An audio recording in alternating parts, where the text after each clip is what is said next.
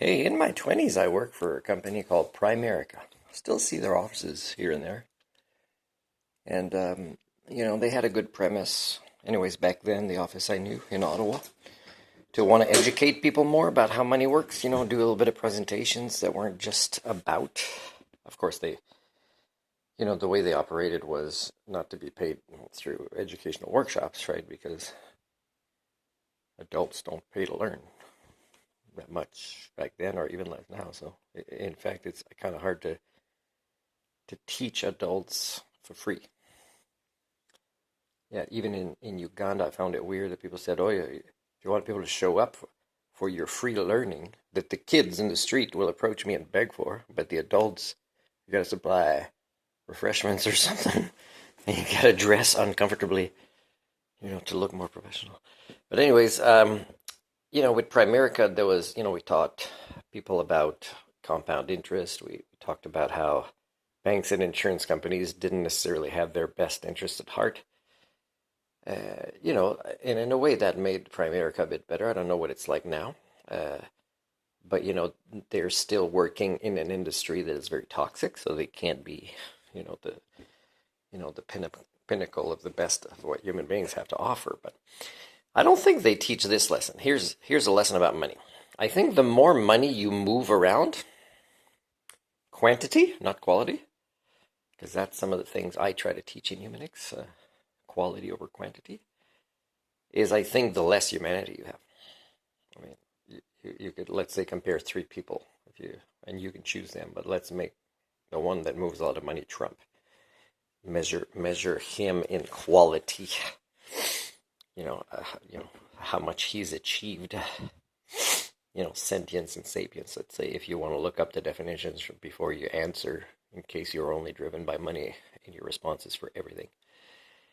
But let's say, because I've done a vlog once, or I talked to my family, or I did a vlog, I think, and I say, well, if relatives of mine that are all, let's say, the same, let's say many of my generation age, they would have had maybe a career for a long time, the same one, didn't challenge themselves by changing careers, and let's say they moved money around.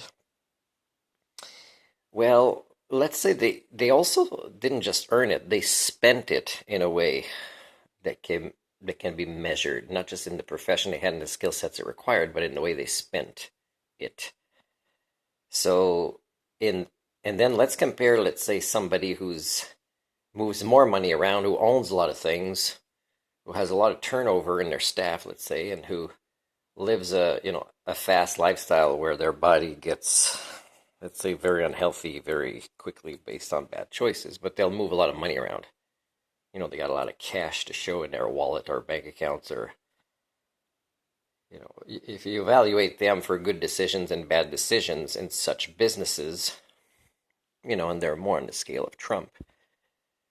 So Trump and the ones I just described, let's say, would be on one side of the scale. Then there might be, let's say, my typical average relatives, and then there's me on the other side. Let's say I earned 10% of what they earned in their lives, and how I can stretch a very, very small amount of money to travel the world in ways that I did and learn from it, including about myself and skill sets that I developed and even reinforced and, fine-tuned even more along the way.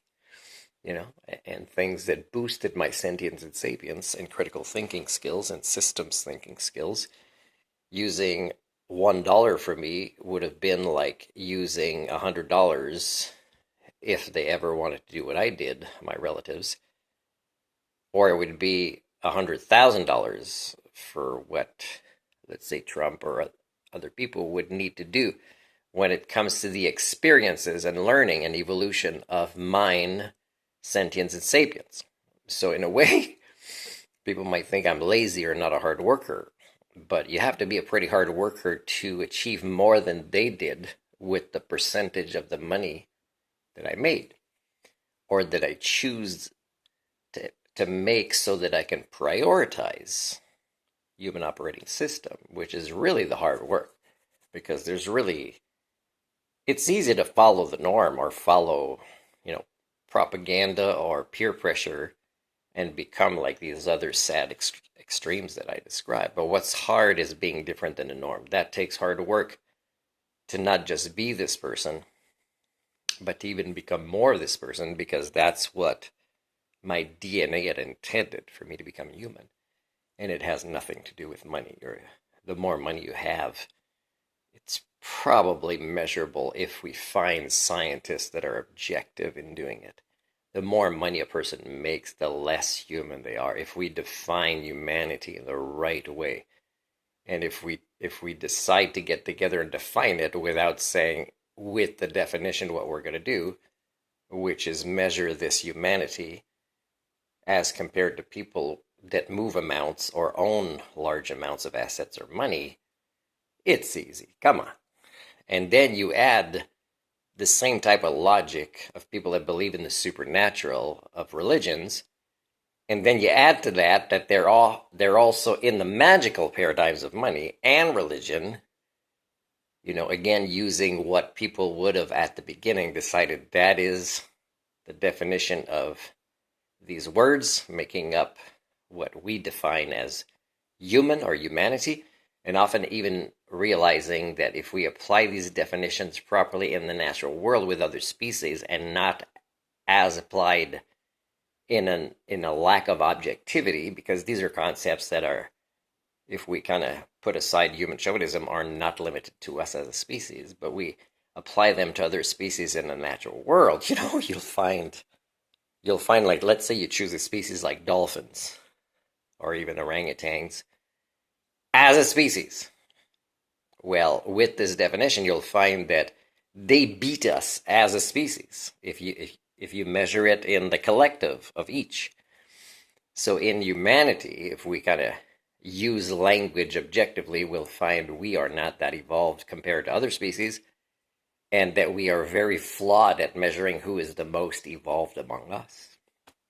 So again, who is a master with money? Well, somebody that realizes, like what I told somebody today, is I don't live on an island of humans that have all these specialties like I do, like a polymaths, either or jack of all trades or both, and we exchange services, and we would think the idea of money is ridiculous because all our needs are met as social creatures and with our basic needs.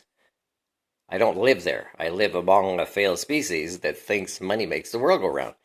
So, of course, it's not zero making money on my list of priorities, but it's nowhere near the top like it is for most of you. And recently I said, if you do a survey, and you don't say you're measuring for this later on, and you don't even give choices of what people could choose from, you would say, what are the most important things that you'd like more of in your life, or that are important in life. You can phrase this question in multiple ways, and leave it an open question and see what people say.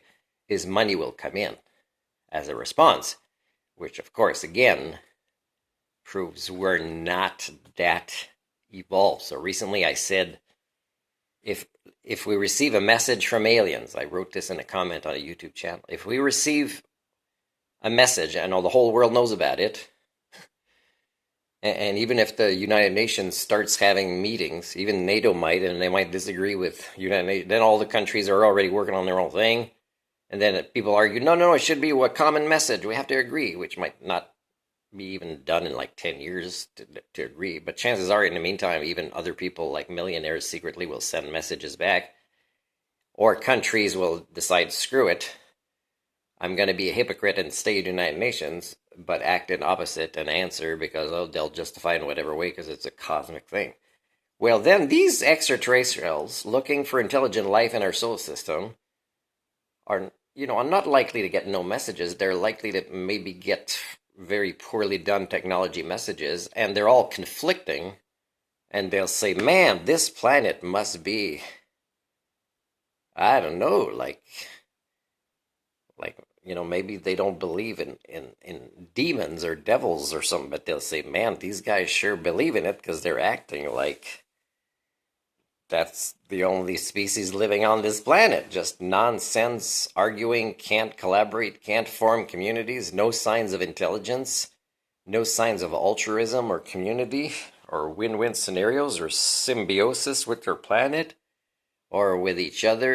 And they keep using words like they have these things, they're the top, they have advanced civilization, they consider themselves, oh, we're so happy to hear about other intelligent species. And then we get, this is the exact same species that send all these messages that are incongruent of their behaviors. And because even the messages, even one message could be probably proven to be incongruent and inconsistent because everybody I meet doesn't seem to know when they are. So chances are these messages will also be. And then they're getting all these different messages to say, man, that neighborhood.